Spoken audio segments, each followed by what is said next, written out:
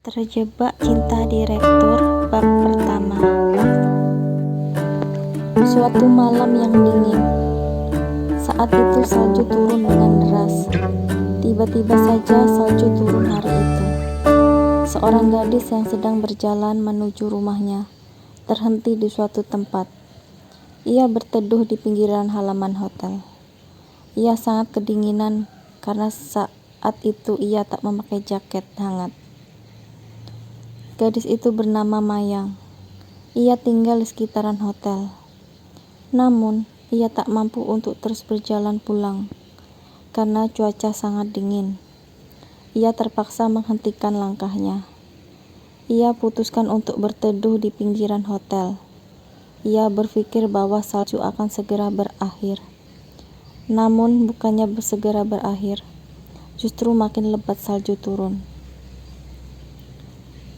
"Tuan, sebaiknya kita cari penginapan saja. Saljunya begitu lebat," ujar seorang sopir. "Kenapa tiba-tiba turun salju ya?" Seorang pria tampan itu tak menyangka akan turun salju di hari itu. "Baiklah, kita cari penginapan saja, Pak," ujarnya kepada sopirnya itu. Pria itu adalah seorang direktur. Ia adalah Arda Dinata. "Saya sudah menemukan penginapan. Dari map, kita harus berjalan sekitar 100 meter dari sini." "Baiklah, kita ke sana saja. Udaranya makin dingin di sini. Pakai jaket hangat Anda, Tuan." "Mimpi apa aku semalam bisa terjebak di sini? Padahal jarang aku melintas di daerah ini." "Tuan, ayo, penginapannya sudah dekat." Tiba-tiba saja direktur itu berhenti. Apa yang ia lakukan di saat salju begini? "Ada apa, Tuan?" tanya sopirnya. "Sebentar, kamu masuk saja ke dalam duluan," ujar direktur tampan itu kepada sopirnya. "Baik, Tuan, akan saya pesankan kamarnya." Direktur itu berjalan menuju pojok halaman hotel. "Hai," sapa direktur itu kepada seorang gadis. Tak lain gadis itu adalah Mayang. "Apa yang kamu lakukan di sini?" ia bertanya kepada Mayang. "Aku sedang berteduh, Tuan," ucap Mayang. "Kenapa nggak masuk saja? Kenapa di luar?" "Mana mungkin saya masuk. Saya nggak punya uang, Tuan," Mayang menjawab dengan gemetaran. Mayang begitu tampak kedinginan. Direktur itu menyadari hal itu. "Ayo kamu masuk saja." "Masuk saja," ucapnya. "Ah, saya di luar saja, Tuan," jawab Mayang. "Apa? Kamu mau mati kedinginan di sini? Saljunya begitu lebat dan kau tampak sangat kedinginan sekali." "Ayo ikut denganku saja," ujarnya. "Tapi Tuan, saya nggak punya uang." Direktur tampan itu menarik tangan Mayang. Ia begitu terkejut karena tangannya sangat dingin sekali. "Kamu duduk saja di sini," ujarnya. Mayang merasa tak enak dan agak takut. "Tuan mau pesan apa?" tanya seorang pelayan. "Berikan kami 2 mangkuk sup hangat dan teh hangat." "Baik, Tuan, silakan ditunggu pesanannya." "Kamu kenapa celingak-celinguk begitu?" tanya Arda. "Siapa namamu?" tanya Arda. "Namaku Mayang, Tuan," jawabnya pelan. Arda tiba-tiba berdiri dari kursinya. Ia langsung membuka jaket hangatnya, dan ia pakaikan ke punggung Mayang. Mayang kaget akan hal itu. "Apa yang Anda lakukan, Tuan?" tanyanya. "Kenapa Anda berikan pada saya jaket Anda?" "Saya nggak enak, Tuan," Mayang menatapnya. "Nggak apa-apa, kamu pakai saja." "Bagaimana dengan Tuan sendiri?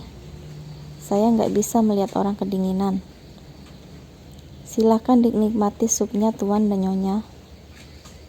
"Terima kasih," ucap Arda. "Ayo, kamu makan supnya agar tubuhmu hangat." "Ah, iya, terima kasih, Tuan," jawab Mayang. Sambil makan, Arda menatap Mayang. Ia tersenyum melihat Mayang makan dengan lahapnya. Kalau kurang bilang saja ya, nanti pesan lagi, ucap Arda. Saat sedang makan, tiba-tiba sopirnya datang.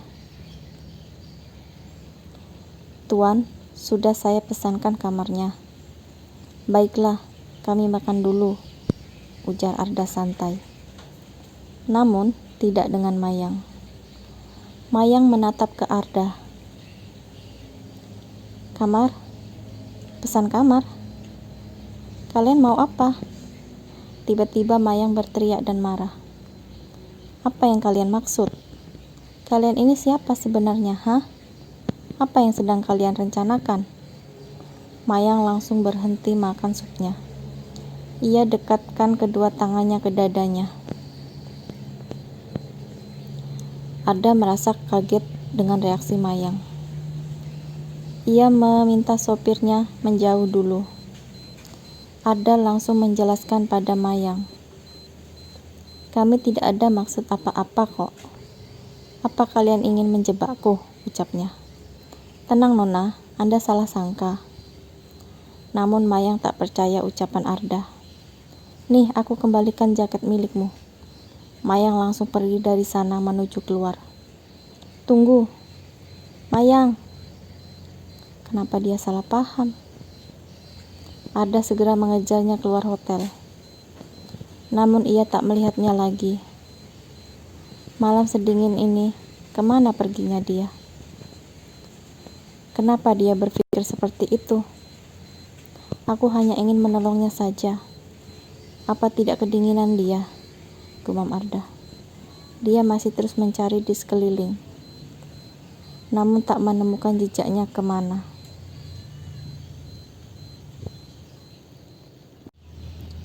Sopirnya mencari bosnya keluar hotel. Tuan, dingin sekali di luar. Ayo masuk saja. Akhirnya Arda masuk ke dalam hotel. Kemana gadis itu perginya ya? Arda masih penasaran sekali. Mana mungkin ia pergi jauh secepat itu. Saljunya begitu lebat dan dingin sekali. Dia salah sangka kepada Tuan, ujar sopirnya. Iya, aku pun kaget saat dia bertanya. Tuan sebaiknya masuk ke kamar saja, agar bisa cepat istirahat, ujar sopirnya. Baik Pak, saya naik dulu ke kamar ya. Baik Tuan, jawabnya. Kamu juga segera istirahat ya, ujar Arda. Baik Tuan, saya permisi. Arda masuk ke dalam kamar yang dipesannya. Ia masih kepikiran Mayang tadi. Kemana perginya dia sedingin ini? Ia merebahkan badannya ke kasur. Mayang sangat takut atas kejadian tadi. Ia berlari ke arah taman dekat hotel. Ia duduk di halte dan sangat kedinginan. Malam makin larut dan salju masih terus turun. Jalanan pun terhenti karena tertutup salju. Ia tak kuat untuk berjalan menuju rumahnya. Ia terus duduk di halte itu. Arda menghidupkan air hangat. Ia segera mandi dan beranjak akan tidur. Namun ia masih kepikiran Mayang. Tak mungkin ia bisa lari jauh di saat seperti ini. Kemana dia? Arda merasa tak tenang pikirannya. Mondar-mandir ia di kamar itu. Apa yang harus aku lakukan, ucapnya. Apa aku mencarinya? Tapi kemana? Mengapa aku harus mencarinya? Memangnya siapa dia? Bukan siapa-siapa. Ah, aku harus bagaimana ini? Aku tak mungkin membiarkan dia di luar kedinginan. Ah, sudahlah, mungkin ia ada tempat berlindung. Arda memutuskan untuk tidur saja. Namun, masih saja matanya tak terpejam. Ia terus terbayang wajah Mayang yang polos itu. Bagaimana ini? Kenapa aku bisa kepikiran dia? Akhirnya Arda keluar kamarnya. Dia menuju ke halaman hotel dan mencari di sekelilingnya. Namun ia tak melihat siapapun di sana. Ia memutuskan menyusuri pinggiran hotel itu.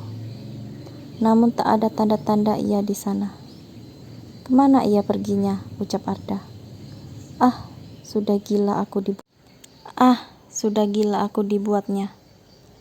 Lebih baik aku kembali saja ke kamar. Lebih baik aku cari ke sana sebentar. Oh, dingin sekali ini, ya Tuhan. Bagaimana denganmu, Mayang? Ucap Arda. Tunggu, kenapa aku peduli dengannya ya? Kenal saja tidak dengannya. Baru kali ini aku sangat peduli dengan orang. Baik, aku akan segera ke sana sebentar saja. Oh, ada halte di sana. Apa mungkin ia di sana? Pasti ia tak akan bisa pergi jauh. Siapa itu? Ada yang duduk di sana sendirian. Arda segera menuju ke halte itu. Dingin sekali, tubuhku menggigil. Nona, dilihatnya dia sedang duduk membungkuk. Mayang, kenapa kamu di sini? Ujar Arda. Mayang hanya diam saja. Badannya sudah dingin. Arda segera membawanya ke hotel. Tidak habis pikir aku sama kamu, ucap Arda. Menyusahkan orang saja, ucapnya. Sekian cerita bab pertama Terjebak Cinta Direktur. Nantikan kisah selanjutnya.